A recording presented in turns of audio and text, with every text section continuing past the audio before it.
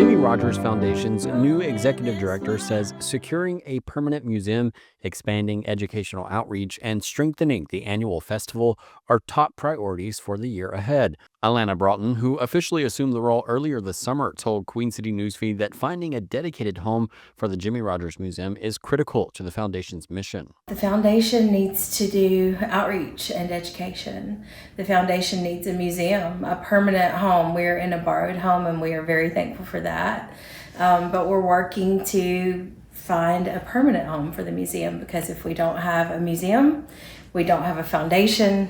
If we don't have a foundation, we don't have a festival. Broughton said the foundation would prefer to locate the museum in downtown Meridian, but funding remains a challenge.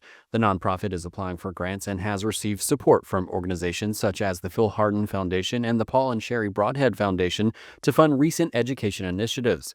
Those programs have included outreach to at-risk youth, school visits, and work with colleges to highlight the cultural and musical legacy of Jimmie Rodgers. Mississippi grows musicians, and it started with Jimmie Rodgers. We want children in this community to understand that they're from the home of America's first superstar. The Jimmie Rodgers Festival, the foundation's largest annual fundraiser, will see some changes this year, Broughton said, including a slightly shorter schedule and an emphasis on booking major musical acts.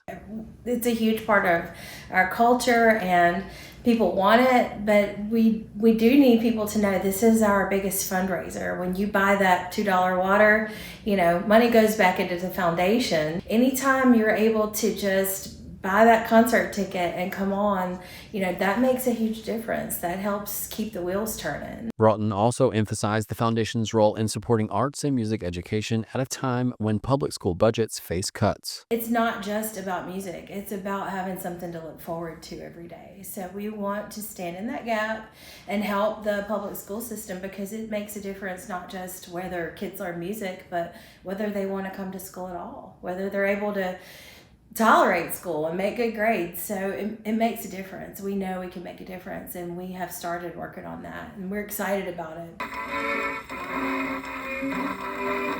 Reporting in Meridian, Cash Matlock, Queen City Newsfeed.